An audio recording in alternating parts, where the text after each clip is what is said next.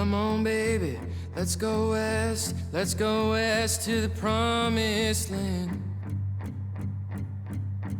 Take my hand again, load up the car and drive real far. I could play for cash at the Walmart.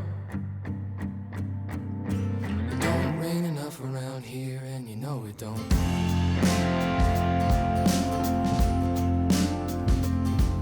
And the trout are just literally cruising these banks. Josh has just noticed a couple of decent rainbows. But Josh, there's a few different varieties of trout in here, mate. What have we got?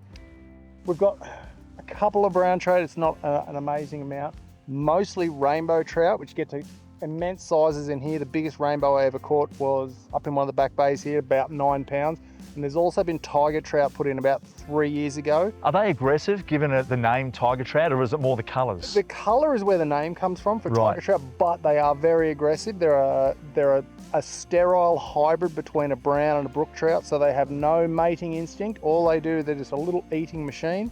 I hope we catch one of them today. I'd love to see another one. They're one of the most beautiful trout I've ever caught. Well, I'll tell you what, Narada's got his line out, mate. Any nibbles on that placky yet, buddy? Not yet, mate, but fingers crossed, we're coming up to the bite window, so.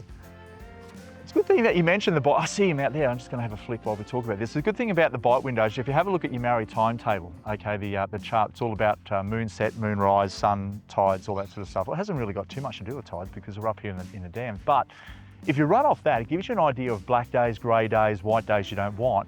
And that'll just guide you into that right time frame. So if you're actually sitting out there and you're going, right, bite time's going to be, say, between 10 a.m. and 1 p.m, have a look at the moon on that, and it actually guides you into the right direction. No need to be out here at the crack of dawn when it's freezing cold. If you can get that time right, you're going to catch your fish at that optimum time.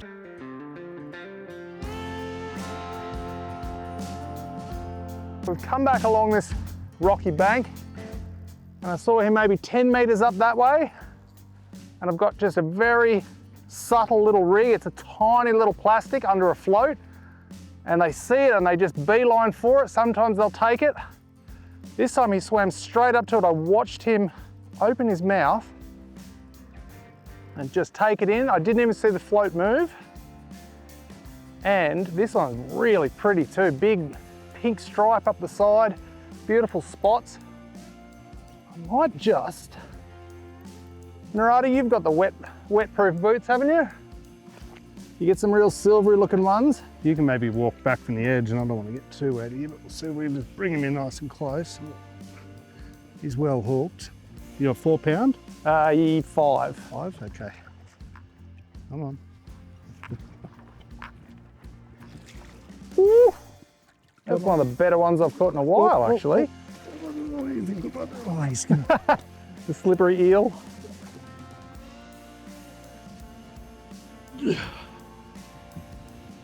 Well done, thank you, sir. Well,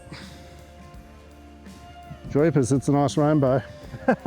I do love the big pink stripes some of them get on here. That's quite incredible, isn't it? I wanna buy a home of our own so we can live in the capital of Tennessee.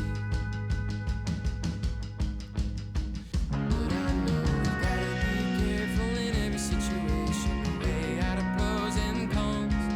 In a couple of years it would be the right time to chase whatever we want. The reality is it would be sweet, baby. We could reside on the corner of Broadway Street. You can call your mom at night, cause we're on Central Time. Here we go. Got him. There we go. Perfect. Just watch him swim over and eat this plastic. It's a really small plastic that we've been running today just under a float. And we're watching these fish as they swim along the shoreline and then just trying to intercept their line and casting in front of them and just watching them swim up. Sometimes they eat it, other times they just give it a bit of a sideways glance and keep on going. And this guy is quite a nice fish actually. Looks like another rainbow. It's a rainbow? Yeah, it is. And he's just trying to get around this stick, but see if we can gently swim him in. We're using pretty light line because the water here is so clear. So we've been down to around 4 pound. You don't need to take you take time with them. You don't need to rush this process because it's pretty clean here. There's a lot of rocks around, but it's a big open space, so there's not a lot for them to bust you up on. I'm just gonna see if I can just swim this fella up. Oh, here he comes. Let's see if I can just bring him up. No, he's not quite done yet. So bring him up here onto these rocks.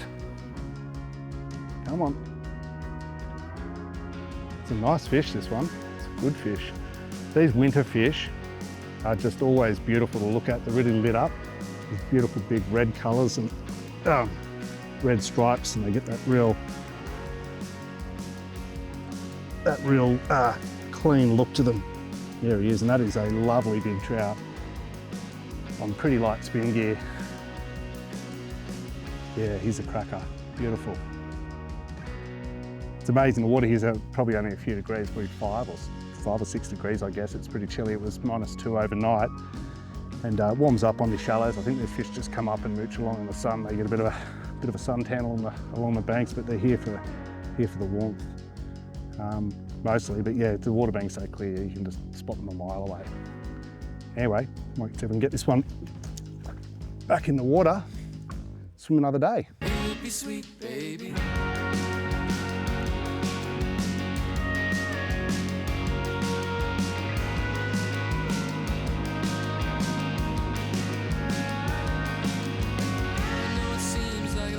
So Narada, nice little combos. It's ideal. Oh, There you go. mate, that was quick, straight on the drop. Well, that's a good thing about when you're sight fishing them like this, mate. You can see that one is. I actually thought I got a snag there on the drop. Mate, this is the thing. This combo is ideal, isn't it? Like, It is, realistically. yeah. Look, they're actually quite big fish, but you don't need a really heavy outfit. You know, look, I mean, these X-Pods are a really nice rod, and the Stradics are, you know, synonymous with Shimano and our quality of product. But like a 1 to 3 kilo or 2 to 4 is plenty. Yeah, that's all you need. And you just need something that's nice and sensitive, because you want to be able to feel the bite. It's really important that you can, you know, you can pick that up when they eat that.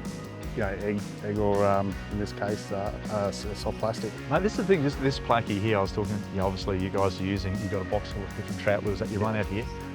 And the main thing is you've got to have something that's going to eat, isn't it? Something that resembles whether it's a small bait fish or whatnot. That's exactly right. I mean, I'll take a drag.